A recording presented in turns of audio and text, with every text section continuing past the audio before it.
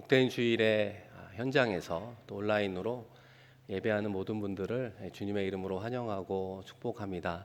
우리 이 시간 함께 예배하는 분들을 바라보면서 이렇게 인사하겠습니다.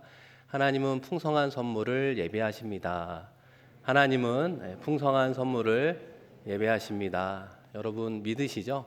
하나님께서 여러분의 인생 가운데 가장 풍성한 은혜의 선물을 예비하고 있습니다. 이번 주일이 지나서 돌아온 토요일이 추석입니다. 여러분 다 알고 계시죠? 이 추석이라고 하는 날은 무슨 날입니까? 이 추수하는 계절입니다. 한 해를 뒤돌아보니 벌써 추수하는 시기가 다가왔구나. 2022년 한 해 가운데 4분의 3이 지나가고 있구나. 우리는 동시에 생각하게 됩니다. 그런 의미에서 여러분의 올 한 해 맺은 열매가 있다면 무엇이 있습니까? 여러분의 한 해를 뒤돌아보면서 여러분은 어떻게 또한 평가하고 있습니까? 생각해 보면 큰 열매가 있는 분들도 있고 때로는 열매가 없어서 조금은 부끄러운 생각과 마음이 드실 수도 있습니다. 그러나 우리가 인내하고 주님 바라보며 나아간다면 하나님께서 우리에게 꼭 필요한 풍성한 열매를 허락해 주실 것을 믿습니다. 오늘도 이번 한 주도 또 그런 주님과 동행하며 승리하는 우리 모두가 되기를 축원합니다. 오늘은 시간에 대한 관점으로 한번 하나님의 말씀을 나누려고 하는데요. 이 성경에 보면 시간의 개념이 크게 두 가지가 나오고 있습니다. 우리가 사용하는 24시간의 시간, 이런 물리적인 시간을 크로노스라 하고요. 또 하나의 시간은 어떤 시간입니까? 하나님의 시간, 하나님의 절대적인 시간, 우리가 흔히 영원이라고 표현할 수 있는 하나님의 시간 카이로스가 성경에는 등장하고 있습니다. 그런데 여러분, 이 카이로스와 크로노스를 우리 모두에게 연결시켜 주신 분이 있습니다. 여러분, 그분이 누구일까요? 바로 예수 그리스도이시죠. 영원에 거하는 예수 그리스도가 우리가 살아가는 그런 물리적인 시간의 세계 속으로 등장해 오셨습니다. 우리 주님께서 왜 이 땅에 오셨습니까? 그것은 땅의 시간과 하늘의 시간을 접속시켜 주시기 위함입니다. 무엇을 통해 땅의 시간에 사는 우리가 하늘의 시간인 하나님과 접속할 수 있겠습니까? 그것은 바로 십자가를 통해 가능하다는 것이죠. 갈보리 언덕 위에 올려진 그 십자가를 통해 땅의 시간 속에만 머물지 않고 하늘의 시간, 하늘의 은혜의 시간을 누릴 수 있는 그 길을 하나님께서 우리에게 허락해 주셨습니다. 그렇기 때문에 우리가 이 땅 가운데 하나님의 자녀로 살아간다면, 또 우리가 성도로 살아간다면, 그리스도인으로 살아간다면, 올 한 해 표어처럼 말씀으로 세워가는 제자 공동체라는 표현처럼 제자로 살아간다는 의미의 공통된 의미가 무엇이 있겠습니까? 이 땅 가운데 이 땅의 시간에만 속하는 것이 아니라 하나님의 시간에 속하는 경험들을 하는 것입니다. 이 땅 가운데 살아가지만 하늘의 은혜의 시간을 누려보는 사람을 그리스도인 성도 제자라고 말할 수 있습니다. 그런 의미에서 우리는 너무나도 우리의 인생의 스케줄, 우리의 인생의 시간에만 집중하며 살아가는 경향이 있습니다. 오늘 짧은 말씀을 들으면서 이 하늘의 시간의 관점에서 우리의 인생을 한번 뒤돌아보는 그런 시간이 되었으면 좋겠습니다. 어떻게 하늘의 은혜의 시간을 누리며 살아갈 수 있을까? 여러분, 그 질문에 대한 대답은 세 가지로 드릴 수 있는데요. 이 첫 번째는 하나님의 시간을 배워야 합니다. 하나님의 타이밍을 배워야 한다는 것입니다. 여러분, 시간은 누가 창조하셨습니까? 하나님께서 시간을 창조하셨습니다. 이 창세기 1장 1절에 보면 태초에 하나님이 천지를 창조하시니라. 이 짧은 구절 속에 무엇이 들어가 있습니까? 이 태초라고 하는 우리의 인류의 시작점을 우리 하나님께서 말씀해 주고 있는 것입니다. 그러니까 우리가 믿는 기독교는 어떤 특징이 있죠? 시작이 있으면 끝이 있습니다. 알파와 오메가 되신 우리 주님을 우리는 구원자로 여기며 신앙생활하고 있는 것입니다. 아울러 천지라고 하는 그런 공간을 창조해 주셨음을 보게 되는 것이죠. 하나님께서 우리를 위해서 무엇을 예비하셨습니까? 시간과 공간을 예비하시고 그 안에 우리를 두었음을 우리가 볼 수 있습니다. 여러분, 이어지는 창세기 1장 16절에 보면 하나님의 6일의 창조 기사 가운데 네 번째 날이 됩니다. 그 가운데 시간이 창조되는데요. 여러분 한번 말씀을 보시면 하나님이 두 큰 광명체를 만드사 큰 광명체로 낮을 주관하게 하시고 작은 광명체로 밤을 주관하게 하시며, 큰 광명체는 해라고 하는 거 이해가 되시고 이 작은 광명체는 달이라고 하는 것을 알 수 있습니다. 그러니까 하나님께서는 해와 달을 창조하시면서 우리에게 시간이라고 하는 개념들을 허락해 주셨습니다. 자전을 통해 24시간을, 공전을 통해 1년이라는 시간을 알게 하셨습니다. 그렇게 하나님은 시간을 창조하셨구나 우리가 생각해 볼 수 있습니다. 앞서도 말씀드린 것처럼 하나님께서는 인간을 언제 창조하셨습니까? 6일의 창조 기사에 따르면 6일이라고 하는 마지막 날 우리 인간을 창조하셨음을 보게 된다는 것입니다. 그러니까 하나님은 인간을 위해서 시간을 창조하시고 우리가 머물 수 있는 공간을 창조해 주셨구나, 우리를 위해서 예비하시는 하나님이구나 라고 하는 것을 깨닫게 됩니다. 그런 의미에서 최적의 장소, 시간의 동산이 어디에 있겠습니까? 그것이 바로 에덴 동산입니다. 하나님께서 아담과 하와를 위해서 에덴 동산을 준비하셨어요. 그리고 그곳에서 아담과 하나님은 교제하며 살아가셨습니다. 뿐만 아니라 하나님께서 아담에게 임무를 주었잖아요. 하나님께서 창조하신 창조물들을 관리하고 지키는 일들을 주었습니다. 특별히 식물들, 동물들을 보면서 아담이 무엇을 했습니까? 이름을 지어 주었습니다. 네이밍이라고 하는 창조의 목적에 따라 의미를 부여하는 일을 아담이 했어요. 여러분도 잘 생각해 보면 우리가 하는 일도 공통적으로 네이밍을 하는 것입니다. 하나님께서 우리에게 허락하신 사명의 의미를 부여하는 일, 창조의 목적에 부여하는 일들을 우리도 사실은 하고 있는 것입니다. 이렇게 에덴 동산에서 하나님과의 교제의 특징이 무엇입니까?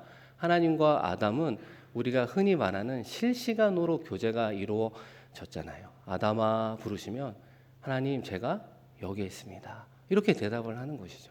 아담도 하나님 이렇게 부르면 그래 아담아 왜 부르니? 이런 어떤 영적인 커뮤니케이션이 아무런 문제 없이 이루어지는 곳이 바로 에덴 동산에서 하나님과 아담의 교제라고 말할 수 있습니다. 그런데 여러분, 우리가 잘 알고 있는 것처럼 아담과 하와가 하나님의 말씀을 불순종함으로 에덴 동산에서 쫓겨나게 되었습니다.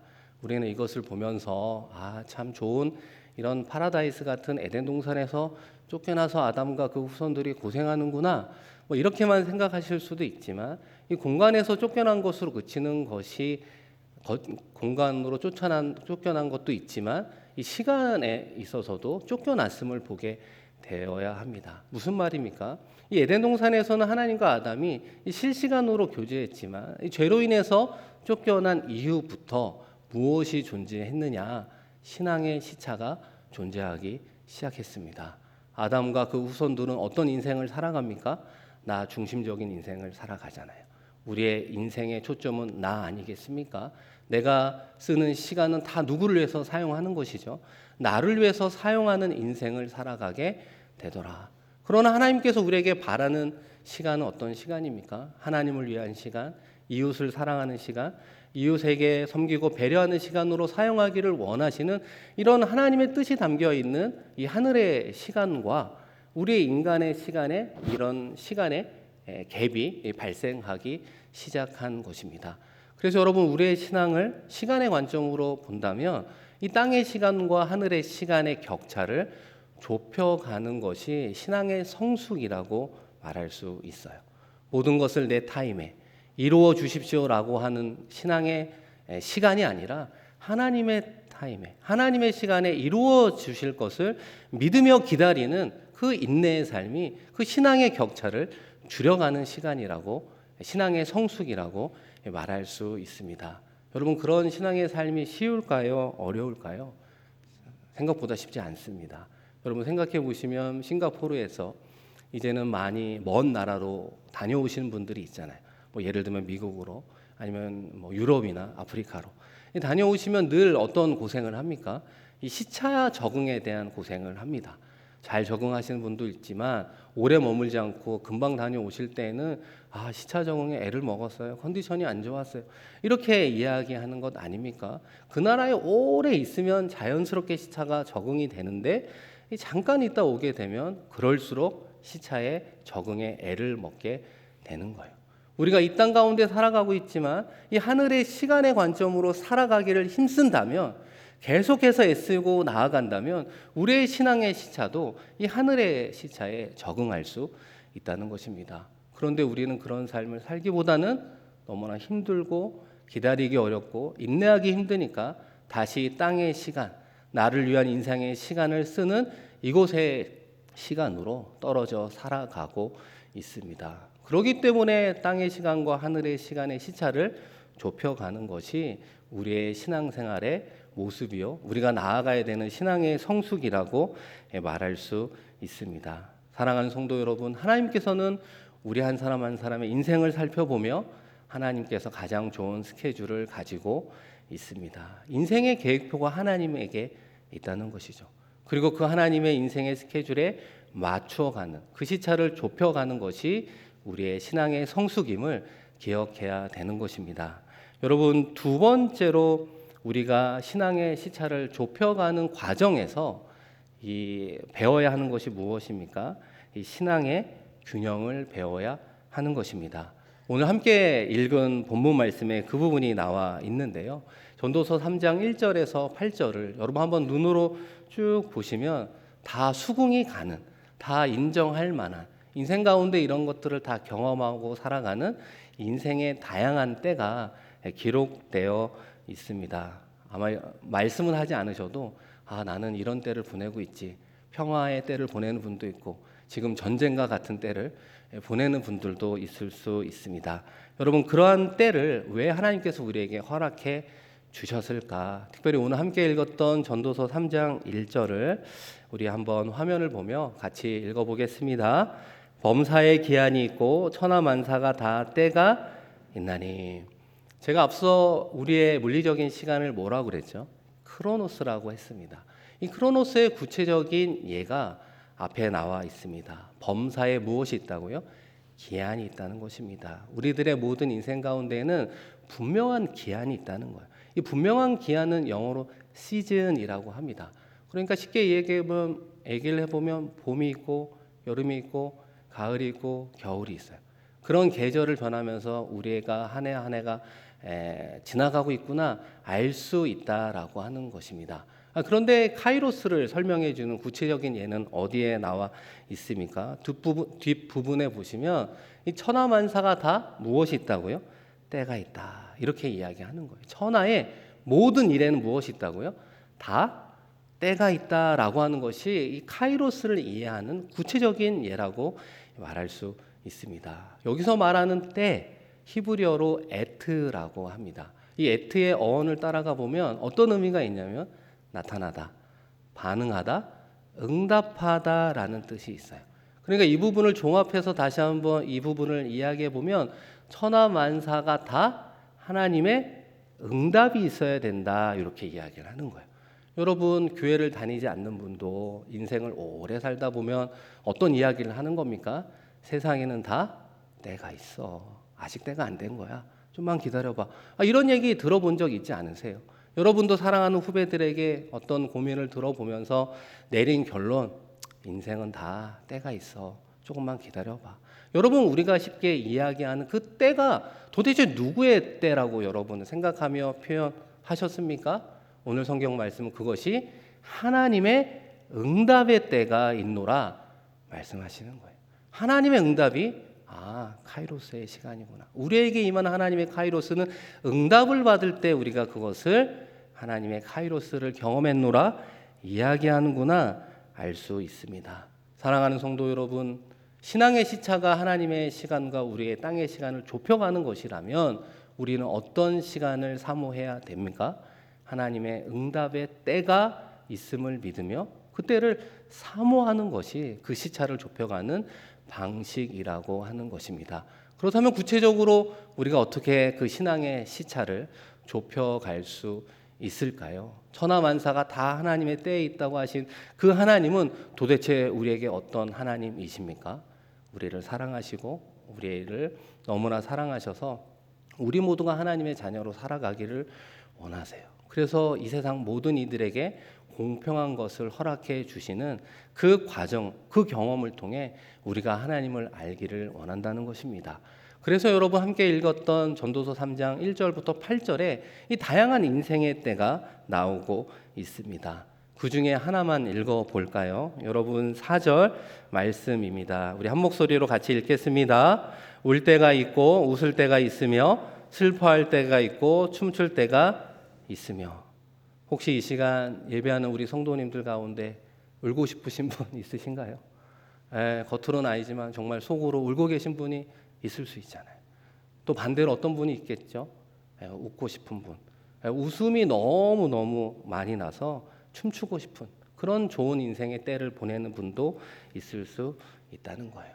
이 하나님의 손에 울 때가 있고 웃을 때가 있다는 거예요. 하나님의 손에 슬퍼할 때가 있고 춤출 때가 다 있노라 우리에게 말씀하고 있습니다.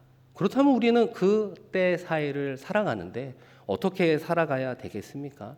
신앙의 균형을 유지해야 되는 것입니다. 살다 보면 우리가 평생 울면서 살아가는 분이 있겠습니까? 없잖아요. 평생 나는 좋은 일만 생겼어. 나는 늘 기뻐. 좋은 일만 생기는 분이 있겠습니까? 그렇지 않다는 거예요. 우리 모두는 슬픔과 기쁨 사이를 오고 가는 인생을 살아간다는 것입니다.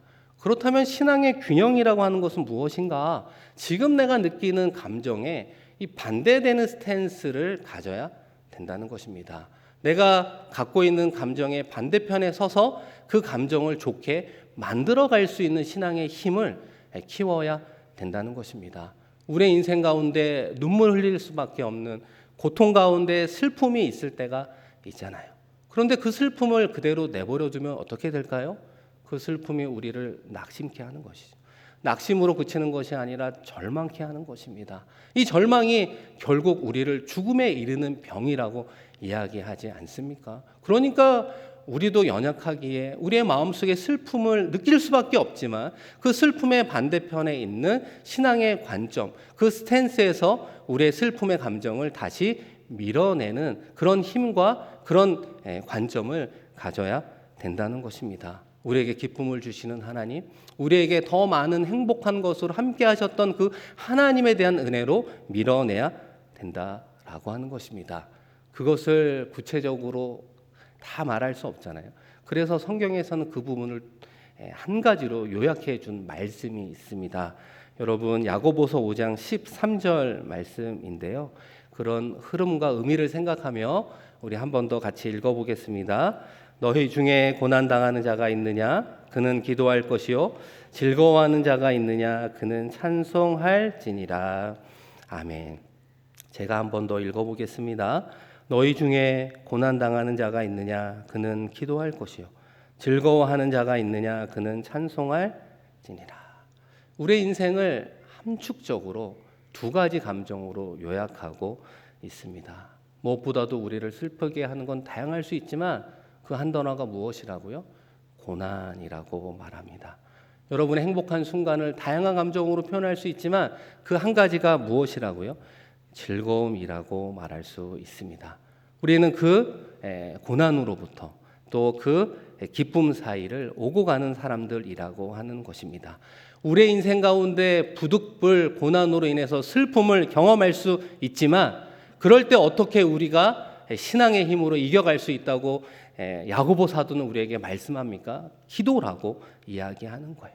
기도를 통해 하나님의 영적인 은혜를 받고 기도를 통해 하나님의 힘을 받고 기도를 통해 하나님께서 우리와 함께 해주셨던 그 많은 추억들을 떠올려 보면서 그 고난의 때를 이겨갈 수 있음을 이야기하고 있습니다.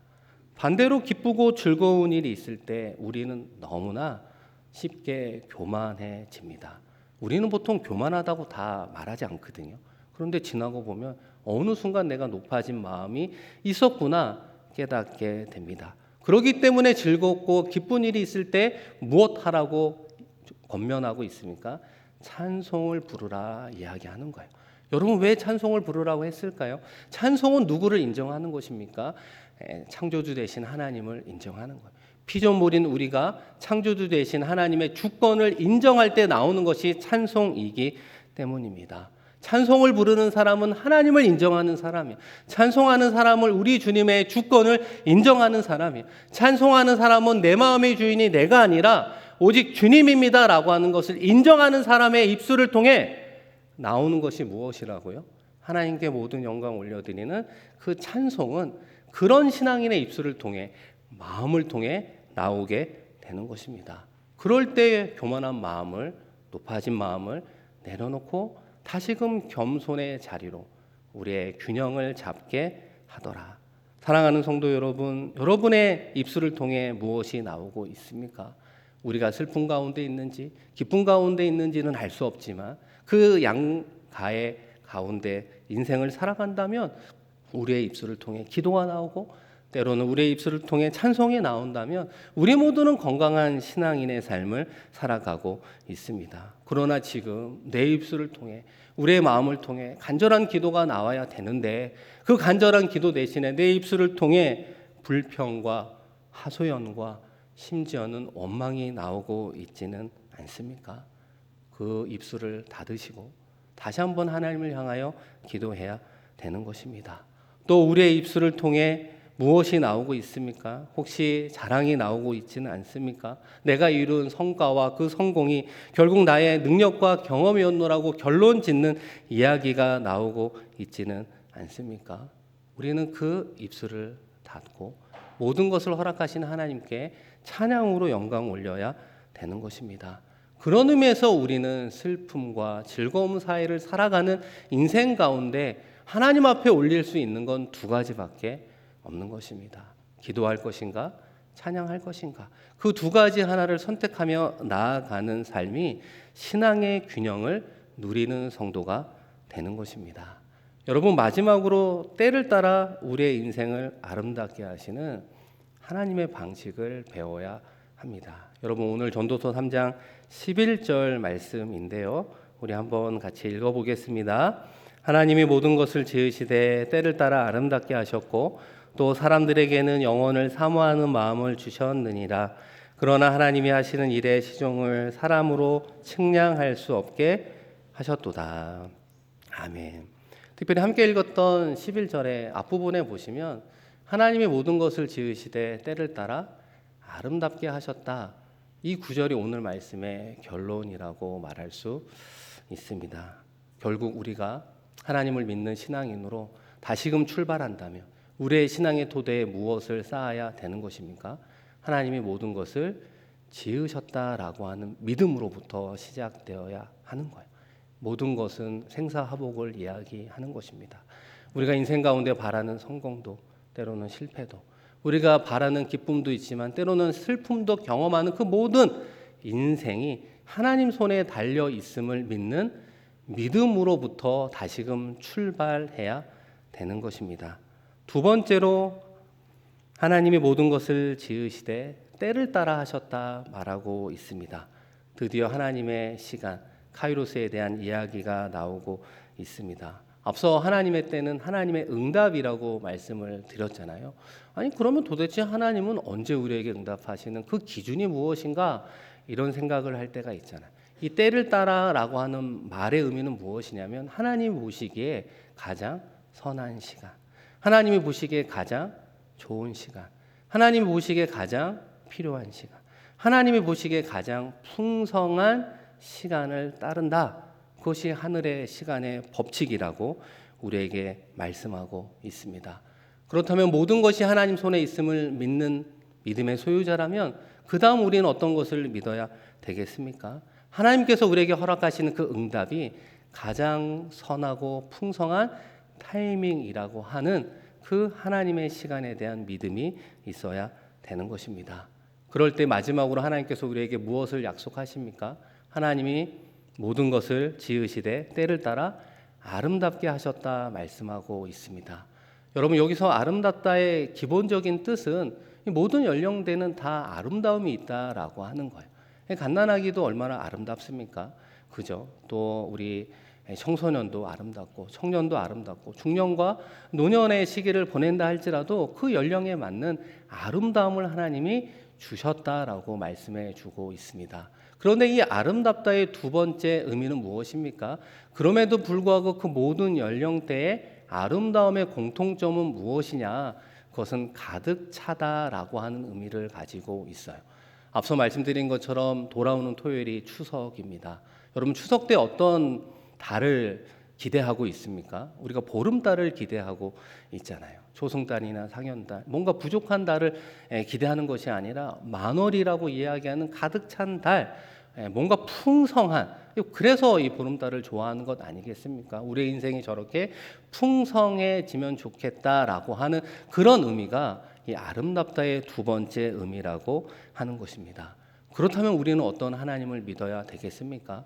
모든 것이 하나님의 손에 있다는 것을 믿는 믿음으로부터 하나님께서 우리에게 응답하는 시간은 가장 선한 때라고 하는 하나님의 타이밍에 대한 믿음과 마지막으로 그때 주시는 응답은 우리의 인생을 풍성하게 하신다는 믿음이 우리 가운데 있어야 되는 것입니다.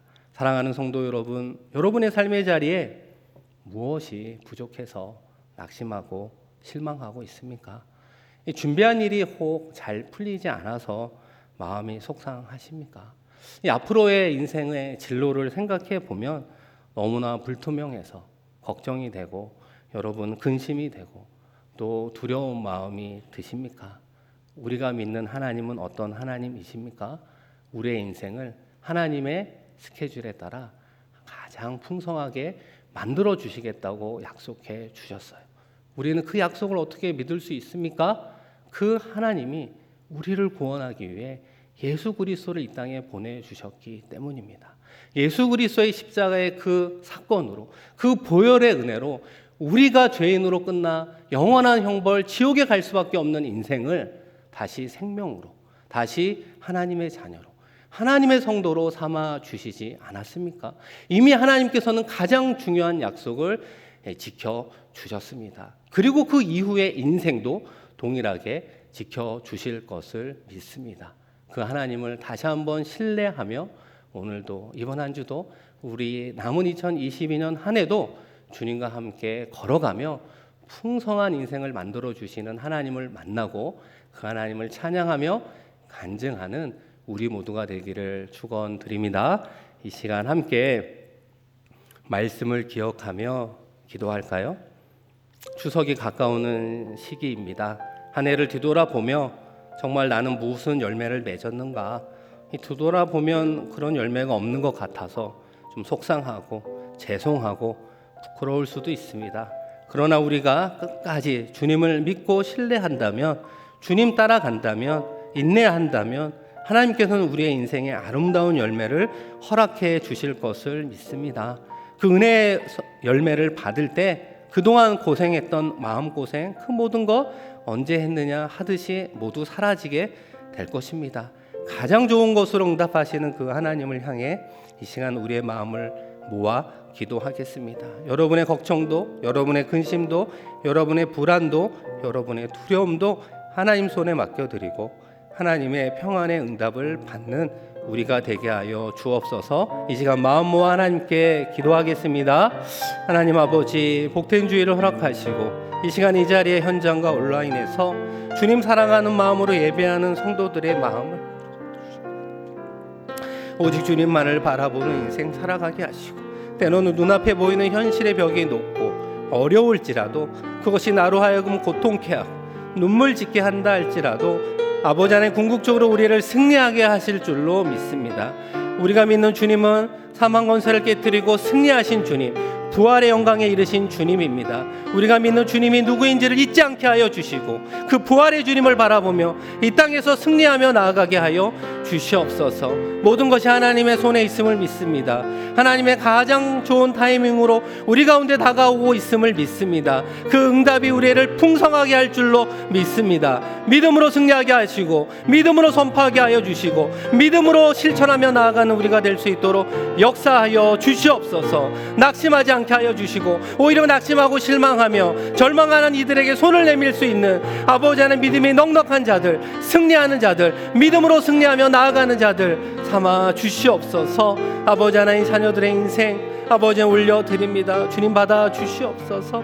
PSLE부터 여러 가지 시험과 졸업과 취업과 아버지 하나님 병영 가운데 있는 우리 형제들 주님께서 지키시고 보호하여 주시옵소서. 아버지 하나님, 우리의 노후가 아버지 하나님께 맡겨드리며 우리의 선교사님의 모든 복음 사역 가운데에도 하나님 함께하여 주시옵소서. 오 아버지 하나님 감사합니다. 주님 바라보며 나아가는 우리 모두가 되게 하여 주시옵소서.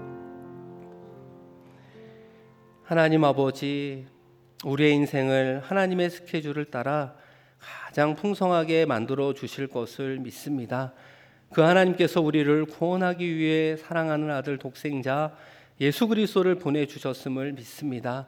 십자가의 보혈을 의지하여 우리의 인생 가운데 승리하게 하여 주시고 최선을 다하며 믿음으로 인내할 때 하나님께서 예배하신 풍성한 응답을 받으며 모든 영광 하나님께 올려드리는, 하나님을 경배하며 하나님을 찬양하는 귀한 발걸음으로 삼아 주시옵소서. 감사드리며 귀하신 예수 그리스도의 이름으로 축복하며 기도드립니다.